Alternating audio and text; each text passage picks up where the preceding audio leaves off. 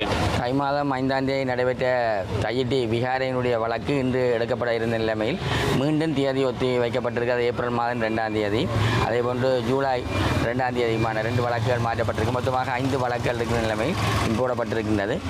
தையிட்டி விகாரையினுடைய காணி உரிமையாளர்கள் இணைந்தும் வலிகாமம் வடக்கு பிரதேச சபை உறுப்பினர்கள் இணைந்து இந்த போராட்டத்தை மேற்கொண்ட நிலைமையில் போலீசாரால் தாக்கல் செய்யப்பட்ட வழக்கு தேதியிடப்பட்டிருக்கு.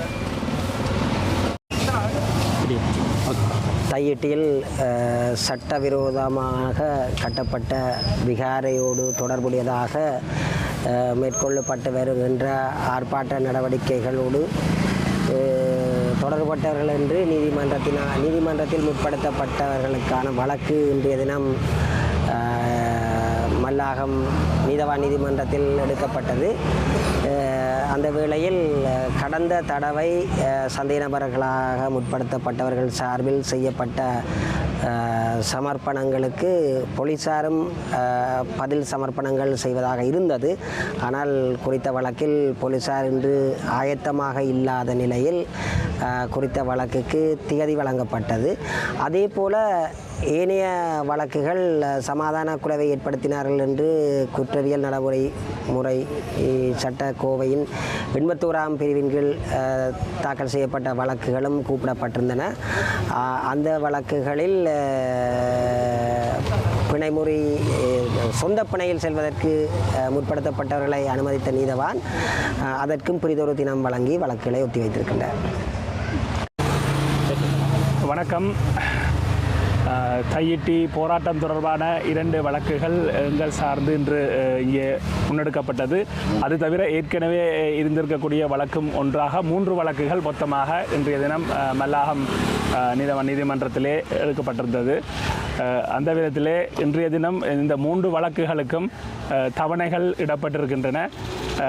அந்த விதத்திலே இந்த வழக்குகளை பற்றி எந்தவித ஒரு விசாரணைகளையும் முன்னெடுக்காமல் தொடர்ந்து தவணைகளை போட்டு எங்களை இப்படியான வழக்குகளுக்கு அடிக்கடி வர வைத்து ஒரு விதமான மன உளைச்சலை ஏற்படுத்துகின்ற செயற்பாடாக தான் நாங்கள் இந்த செயற்பாட்டை பார்க்கின்றோம்.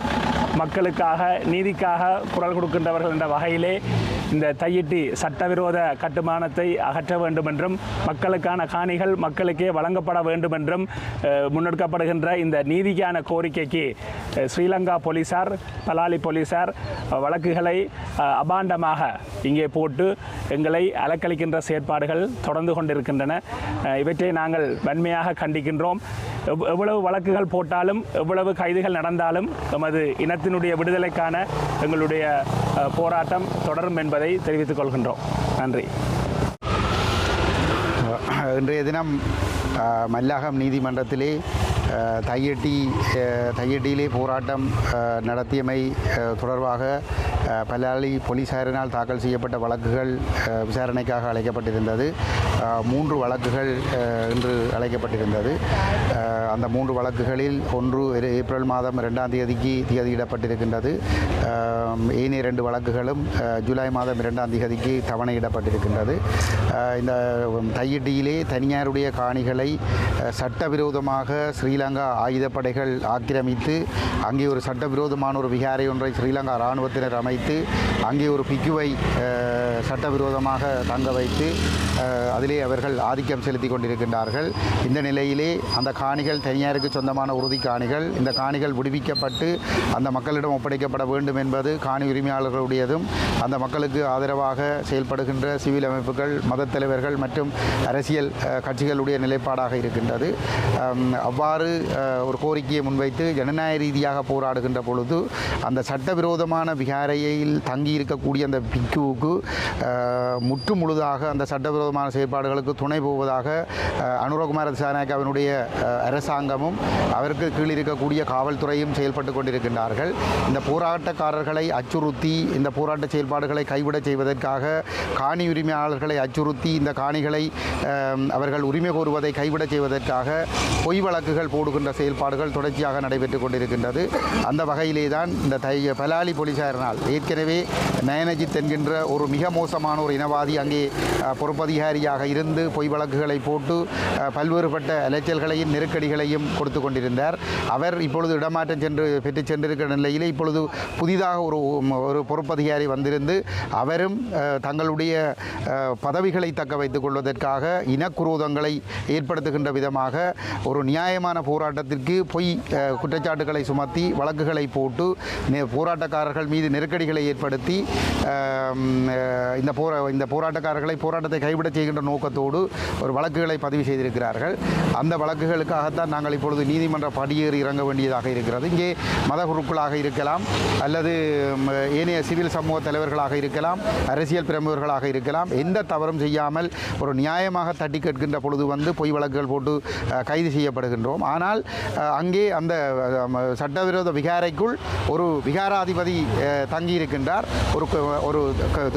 ஒரு சட்டவிரோத செயல்பாட்டில் இருக்கிறவருக்கு யாழ்ப்பாணத்தில் இருக்கக்கூடிய பல போலீஸ் நிலையங்களைச் சேர்ந்த போலீஸ் அதிகாரிகள், போலீசார் வந்து நூற்றுக்கணக்கான போலீசார் தொடர்ச்சியான பாதுகாப்பை வழங்கி கொண்டிருக்கின்றார்கள். இது இவர்களுடைய இந்த மனநிலையும் இந்த போக்கும் தான் இன்றும் இந்த இனப்பிரச்சினை தீராமல் இருப்பதற்கு காரணம். அனுரகுமார திசாநாயக்கா பதவிக்கு வருகின்ற பொழுது அவரும் அவருடைய எடுபிடிகளும் சொன்னார்கள் வந்து நாங்கள் இனவாதத்துக்கு இடமளிக்க மாட்டோம், மதவாதத்துக்கு இடமளிக்க மாட்டோம், மக்களுடைய காணிகள் மக்களிடையே ஒப்படைப்போம் என்று எல்லாம் சொல்லியிருந்தார்கள். ஆனால் அதே ராஜபக்ச, கோட்டாபய ராஜபக்ச, ரணில் விக்ரமசிங்க போன்றவர்கள் கடந்த காலத்தில் செய்த அதே இனவாத செயல்பாட்டை தான் அனுரகுமார திசாநாயக்காவும் தொடர்ந்து முன்னெடுத்து கொண்டு செல்கிறார். எந்த நெருக்கடிகள் வந்தாலும் இந்த காணிகளை விடுவிப்பதற்கும் எங்களுடைய மக்களுடைய காணிகள் அந்த மக்களிடம் சேர்ப்பிப்பதற்குமான இந்த போராட்டங்கள் தொடர்ந்து நடைபெறும். இது ஒரு இனத்தினுடைய இருப்புக்கான ஒரு போராட்டம். தமிழர் தேசத்திலே தமிழர்கள் பாதுகாப்பாக கௌரவமாக அனைத்து உரிமைகளோடும் வாழ வேண்டுமாக இருந்தால் இந்த ஆக்கிரமிப்புகள் நிறுத்தப்பட வேண்டும். இந்த ஸ்ரீலங்கா போலீசார் தமிழ் தேசத்துக்கு எதிரானவர்கள், தமிழர்களுக்கு எதிரானவர்கள் என்பதுதான் அவர்களுடைய இந்த செயற்பாடுகள் ஊடாக வெளிப்பட்டு நிற்கின்றது. எங்களுடைய உரிமைகள் உறுதிப்படுத்தப்படும் வரை எங்களுடைய இந்த போராட்டம் தொடரும். தினம் எங்களுடைய தையிட்டி சட்டவிரோத போராட்டத்தில் பங்கு பெற்றியமைக்காகவும் அதிலே நீதிக்காக நாம் செயற்பட்டமைக்காகவும் இன்றைய தினமும் எங்களுடைய வழக்கு தவணை எடுத்துக்கொள்ளப்பட்டது. இந்த வழக்கு தவணை எதிர்வரும் ஏப்ரல் மாதம் 2ஆம் தேதிக்கு ஒரு வழக்கும் மற்றும் ஒரு வழக்காக ஜூலை மாதம் 2ஆம் தேதியும் மேலும் ஒரு வழக்கு பின்னருமாக ஒத்திவைக்கப்பட்டிருக்கின்றது. அடிப்படையிலே தமிழ் மக்களுடைய நீதிக்காகவும் நியாயத்திற்காகவும் எவரும் போராடக்கூடாது. அதற்கு எதிராக நாங்கள் சகித்து அரசினுடைய அராஜகங்களுக்கு எதிராகவும் தமிழினம் நோக்கிய அடக்குமுறைகளுக்கு எதிராகவும் இனப்படுகொலை சார்ந்த விடயங்களுக்கு எதிராகவும் போராடக்கூடியவர்கள் பயந்து வாழ வேண்டும், மக்கள் வீதிக்கு இறங்கக்கூடாது என்ற அடிப்படையில் தான் எங்கள் மீதான இவ்வாறான வழக்குகளை போலீசார் தொடுத்து வருகின்றார்கள். அதன் அடிப்படையிலே இந்த வழக்குக்கு நாங்கள் கௌரவ நீதிமன்றத்தினுடைய அழைப்பை மதிப்பளித்து நாங்கள் முன்னிலையாகி வருகின்றோம்.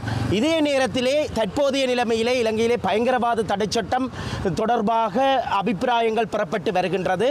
இந்த பயங்கரவாத தடைச்சட்டம் இங்கே அதாவது புதிய அரசை பாதுகாக்கின்ற பயங்கரவாத தடைச்சட்டம், ஏற்கனவே இருக்கின்ற பயங்கரவாத தடைச்சட்டத்திலிருந்து புதியதொரு பயங்கரவாத தடைச்சட்டம், அரசை பாதுகாக்கின்ற இந்த சட்டத்தை இவர்கள் நடைமுறைப்படுத்துவார்களாக அல்லது கொண்டு வருவார்களாக இருந்தால் அதிலும் நாங்கள் இவ்வாறாகத்தான் போராட முடியாதவர்களாக, எங்களுடைய ஜனநாயக உரிமைகளுக்காக குரல் கொடுக்க முடியாதவர்களாக, அச்சுறுத்தப்படுபவர்களாக, பாரதூரமான மனித உரிமை மீறல்களை எதிர்கொள்ளக்கூடிய வேண்டியவர்கள் ஒரு இனமாக மாற்றப்படுவோம். அந்த அடிப்படையிலே தொடர்ச்சியாக 1978ஆம் ஆண்டிலிருந்து தொடர்ச்சியாக பயங்கரவாத தடைச்சட்டம் நடைமுறைப்படுத்தப்பட்டு வந்திருக்கின்றது. அது முழுமையாக தமிழ் மக்களையும் அதே நேரத்தில் ஏனைய இனங்களில் இருக்கக்கூடிய முற்போக்காளர்களையும் அடக்குவதற்கான சட்டங்களாக, அரசாங்கத்தினுடைய அதிகாரங்களை நிலைநாட்டுவதற்கான சட்டமாகத்தான் இருந்திருக்கின்றது.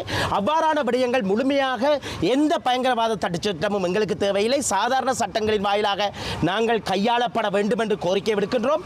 போலீசாருக்கும் இராணுவத்தினருக்கும் அதிக அதிகாரங்கள் கையளிக்கப்படுகையிலே இங்கே நீதிக்கான எந்த போராட்டமும் இடம்பெற முடியாத அளவு, ஜனநாயக ரீதியான எந்த போராட்டமும் இடம்பெற முடியாத அளவு ஒரு துர்ப்பாக்கிய சூழ்நிலை ஏற்படுத்தப்படும். இங்கே இருக்கின்ற தையிட்டி போலீசாரோ இல்லை காங்கிரஸ் துறை போலீசாரோ எந்த போலீஸ் நிலையத்தை எடுத்தாலும் அவர்கள் தமிழ் மக்களுக்கு எதிரான போராட்டங்களை ஒடுக்குவதிலே, அரசின் கொள்கையை நடைமுறைப்படுத்துவதிலே தீவிரமாக செயற்பட்டு வருகின்றார்கள். ஆகவே அரசு தன்னை பாதுகாப்பதற்காக, தமிழ் மக்களுடைய உரிமைகளை ஒடுக்குவதற்காக கொண்டு வருகின்ற இந்த சட்டங்களை எதிர்க்கின்றோம். தொடர்ச்சியாக இவ்வாறான வழக்குகளை போலீசார் இவ்வாறான சட்டங்களின் வாயிலாகவும் எங்களுக்கு எதிராக தாக்கல் செய்வார்கள். இதற்கு ஒரு சர்வதேச நீதி வேண்டும் என்று நாங்கள் கேட்டுக்கொள்கின்றோம். நன்றி.